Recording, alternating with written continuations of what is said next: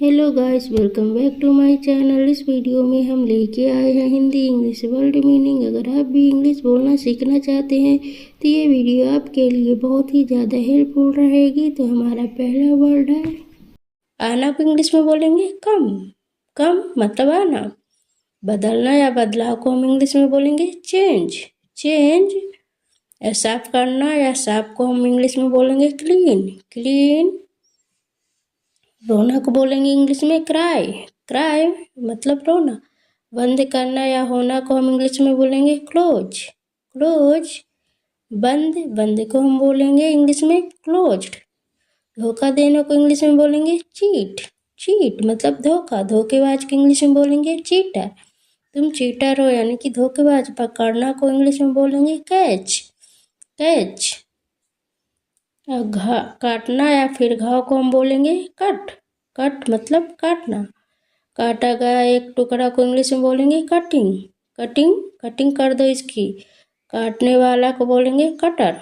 Cutter. उत्सव मनाना को इंग्लिश में बोलेंगे सेलिब्रेट। सेलिब्रेट मतलब उत्सव मनाना। उत्सव को बोलेंगे सेलिब्रेशन। सेलिब्रेशन। चढ़ना को इंग्लिश में बोलेंगे क्लाइम। क्लाइम मतलब चढ़ना। पर्वतारोही को इंग्लिश में बोलेंगे क्लाइंबर। क्लाइंबर। पूरा करना या पूरा को इंग्लिश में बोलेंगे कंप्लीट। कंप्लीट। पूरी तरह से इसको इंग्लिश में बोलेंगे कंप्लीटली। कंप्लीटली मतलब पूरी तरह से। ध्यान देना को इंग्लिश में बोलेंगे कंसंट्रेट। कंसंट्रेट। ध्यान को हम इंग्लिश में बोलेंगे कंसंट्रेशन। कंसंट्रेशन। और चुनौती देना या चुनौती को हम इंग्लिश में बोलेंगे चैलेंज। चैलेंज। और शिकायत करना को इंग्लिश में बोलेंगे कंप्लेन। कंप्लेन मतलब शिकायत करना। और शिकायत को बोलेंगे कंप्लेंट। कंप्लेंट मतलब शिकायत करना। भ्रमित करना को इंग्लिश में बोलेंगे कंफ्यूज। कंफ्यूज मतलब शिकायत करना। भ्रम को बोलेंगे कंफ्यूजन। कंफ्यूजन मतलब भ्रम। और भ्रमित को बोलेंगे कंफ्यूज। कंफ्यूज मतलब भ्रमित। तुलना करना को इंग्लिश में बोलेंगे कंपेयर। कंपेयर मतलब तुलना करना। तुलना को बोलेंगे कंपैरिजन। कंपैरिजन मतलब तुलना करना। सावधान को इंग्लिश में बोलेंगे केयरफुल। केयरफुल मतलब सावधान। सावधानी से इसको इंग्लिश बोलेंगे केयरफुली। केयरफुली मतलब सावधानी से। बच्चा को इंग्लिश में बोलेंगे चाइल्ड। चाइल्ड। और बचपन को इंग्लिश में बोलेंगे चाइल्डहुड। चाइल्डहुड। सकता है को बोलेंगे कैन। कैन मतलब सकता है। सकता था को इंग्लिश में बोलेंगे कुड। कुड।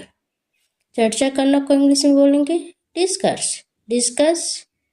और चर्चा को इंग्लिश में बोलेंगे डिस्कशन। डिस्कशन मतलब चर्चा। निर्णय करना को इंग्लिश में बोलेंगे डिसाइड। डिसाइड। और निर्णय। निर्णय को बोलेंगे डिसीजन। डिसीजन मतलब निर्णय। सपना देखना या सपना को हम इंग्लिश में बोलेंगे ड्रीम। ड्रीम। पीना या फिर पेय पदार्थ को इंग्लिश में बोलेंगे ड्रिंक। ड्रिंक। हाराना या फिर हार को बोलेंगे डिफीट। डिफीट मतलब गिराना या गिरना या गिरावट या फिर बूंद को हम बोलेंगे ड्रॉप। ड्रॉप मतलब बूंद। करना को बोलेंगे डू। डू मतलब करना।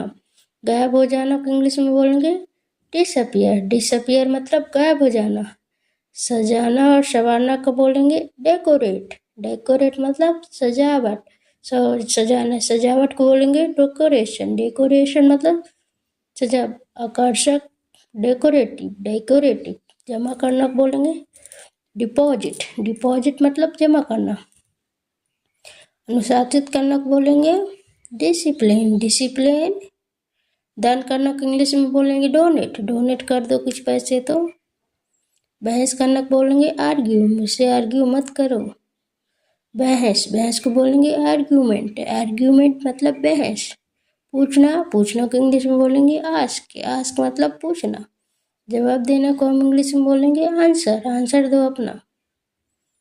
हमला करना या फिर हमला को बोलेंगे इंग्लिश में अटैक। अटैक कर दिया उसने यानी कि हमला। सहमत होना को इंग्लिश बोलेंगे एग्री। एग्री हो क्या तुम।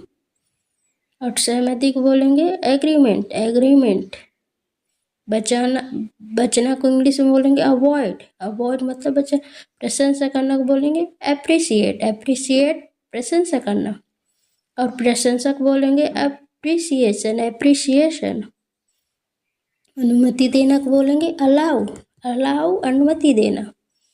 जागना जगाना फिर जागा हुआ को बोलेंगे अवेक, अवेक।